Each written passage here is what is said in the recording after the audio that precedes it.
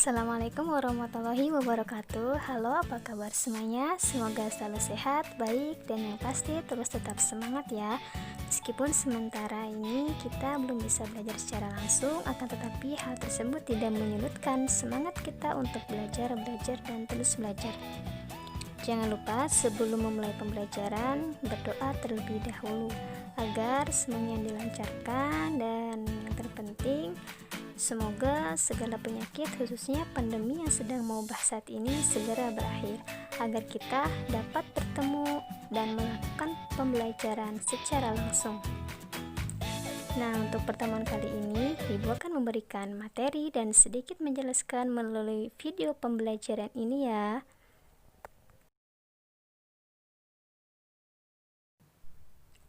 Pada pertemuan sebelumnya, kita sudah membahas tentang ASEAN dan juga letak geografis ASEAN, dan juga kita sudah membahas bentuk-bentuk ciri berdasarkan letak geografisnya.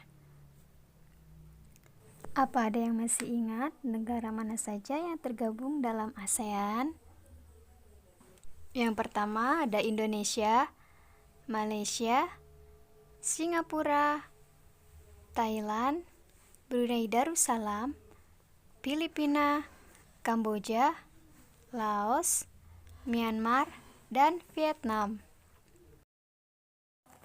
Nah, sekarang kita akan membahas tentang letak koordinat negara-negara ASEAN. Apa itu letak koordinat? Letak koordinat sering disebut juga letak astronomis, merupakan letak suatu wilayah yang dilihat dari posisi garis latitude atau garis lintang dan garis longitude atau garis bujur. Di kelas 7 kalian sudah belajar apa itu garis bujur dan garis lintang. Garis bujur merupakan garis yang menghubungkan antara kutub selatan dan kutub utara bumi secara vertikal, sedangkan garis lintang merupakan garis yang membagi bumi menjadi dua bagian secara horizontal, yaitu bumi bagian utara dan selatan. Untuk lebih jelasnya, coba kalian perhatikan peta negara ASEAN berikut ini. Untuk menentukan letak astronomis negara ASEAN, kalian perlu mengetahui negara mana saja yang terletak di paling utara, yang paling selatan, paling timur, dan yang paling barat. Nah, mari kita analisis satu persatu batas negara ASEAN tersebut. Batas utara Myanmar adalah 28 derajat lintang utara, sehingga disitulah batas utara letak astronomis negara ASEAN. Yang kedua, batas selatan negara Indonesia adalah 11 derajat lintang selatan, sehingga disitulah batas selatan letak astronomis negara ASEAN. Yang ketiga, batas paling barat negara Myanmar terletak di 93 derajat bujur timur, sehingga itu menjadi batas astronomis paling barat negara ASEAN. Dan yang keempat, batas paling timur negara Indonesia adalah 141 derajat bujur timur, sehingga disitulah batas letak astronomis negara ASEAN. Jadi kesimpulannya, letak astronomis negara ASEAN adalah 28 derajat lintang utara sampai 11 derajat lintang selatan dan 93 derajat bujur timur sampai 141 derajat bujur timur. Mudah dipahami ya. Adapun letak astronomis dapat mempengaruhi iklim, cuaca di kawasan Asia Tenggara tersebut. Iklim di kawasan Asia Tenggara itu dilihat dari dua keadaan, yaitu ada berdasarkan iklim matahari dan ada iklim fisis. Keadaan iklim matahari. Sebelumnya, iklim di dunia itu dibagi menjadi 4 besar. Ada iklim tropis, iklim subtropis, iklim sedang, dan ada iklim dingin. Di sini sudah ada pembagian batas-batas dari iklim tersebut. Kalau kita lihat berdasarkan iklim matahari, sebagian besar negara ASEAN beriklim tropis karena terletak di antara 23 derajat, 5 lintang utara sampai 23 derajat, 5 lintang selatan. Tapi ingat, ada satu negara yang memiliki iklim subtropis. Negara manakah itu? Ya, negara Myanmar, yaitu negara yang paling utara di kawasan ASEAN. Myanmar sendiri bukan keseluruhan beriklim tropis, tapi hanya bagian Myanmar Utara yang mengalami subtropis, sehingga mereka itu mengalami yang namanya musim salju. Sedangkan kita yang mayoritas beriklim tropis hanya mengalami 2 musim, yaitu musim panas dan musim hujan. Sehingga mayoritas negara ASEAN beriklim tropis. Dengan ciri iklim tropis yaitu curah hujan yang tinggi karena angin muson barat. Sebelumnya, kalian sudah belajar tentang angin muson barat dan angin muson timur. Angin muson barat adalah angin yang bertiup dari Asia yang membawa banyak kelembaban air sehingga mengakibatkan terjadinya hujan. Sedangkan angin muson timur adalah angin yang bertiup yang mengakibatkan terjadinya kemarau karena anginnya berasal dari Australia, karena di sana banyak gurun-gurun yang tandus sehingga uap air yang dibawa sedikit. Ciri iklim tropis selanjutnya adalah suhu udara yang panas karena berdekatan langsung dengan garis ekuator atau garis khatulistiwa. Yang kedua, iklim fisis. Iklim fisis adalah iklim yang didasarkan pada fakta sebenarnya yang mempengaruhi keadaan muka bumi. Maksudnya adalah keadaan sebenarnya yang ada di muka bumi. Ada 3 iklim, yaitu iklim laut, yaitu iklim yang dipengaruhi oleh angin laut karena Asia Tenggara banyak dikelilingi oleh laut yang luas. Kemudian yang kedua, iklim gunung, yaitu iklim yang dipengaruhi oleh gunung-gunung yang tinggi.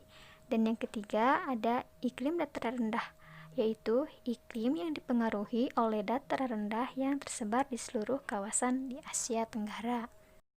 Selanjutnya, kita akan memahami karakteristik dari masing-masing negara anggota ASEAN. Simak baik-baik ya.